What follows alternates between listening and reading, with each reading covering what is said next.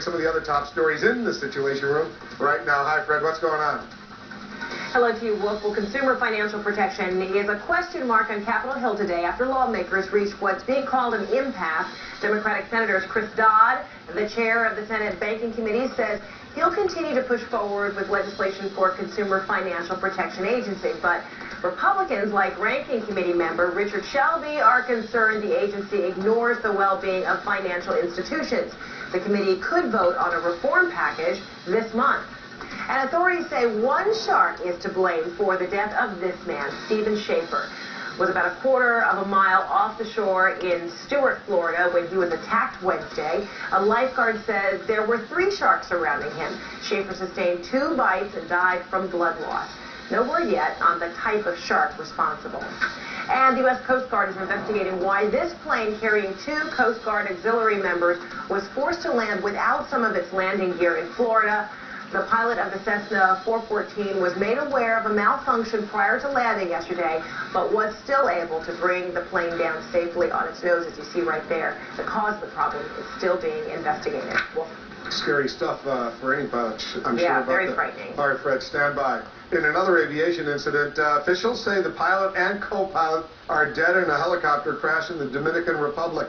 Apparently, they were American citizens, part of a mission to help Haiti. The helicopter was registered to a company in Florida. The cause of the crash under investigation right now.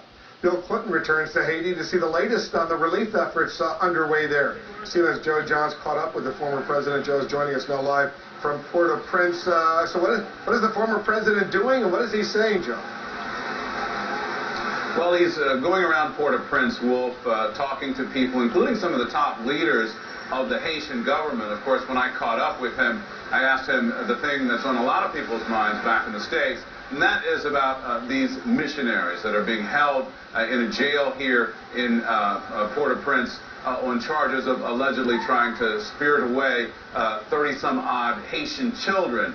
It's pretty clear, number one, that there have been some conversations about that. As I said, he's talking to the Prime Minister, the President. But what he said was the officials here are trying to make sure that this does not become a distraction that takes away from the larger effort of rebuilding Haiti. He also said he thinks that the officials here will be able to work together to try to diffuse the crisis, in his words.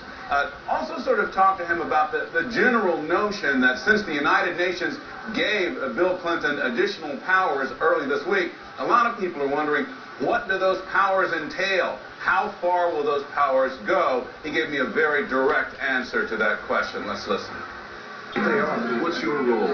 You got new powers this week. Could you give us a little idea? I want to know if you're going to be the governor of Haiti. The answer to that is no. And I don't know how much new power I got. What I was asked to do was to extend my mandate as the UN Special Envoy to the reconstruction phase and the rebuilding phase. And that makes sense if the government of Haiti intends, as I believe they do, once the damage assessment is done here, to fold in what they're doing here with the development plan they were pursuing with me and the UN before this happened.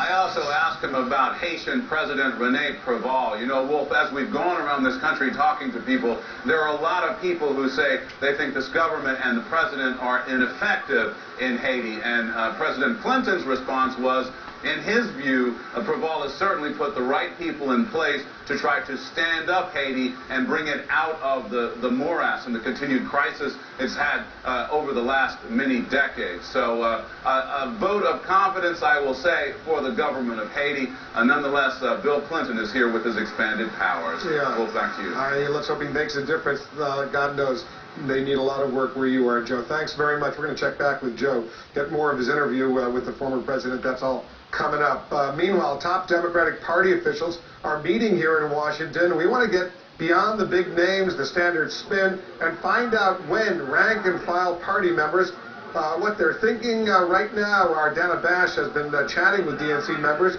She's getting a lot of anxiety from them. Stand by, we'll explain.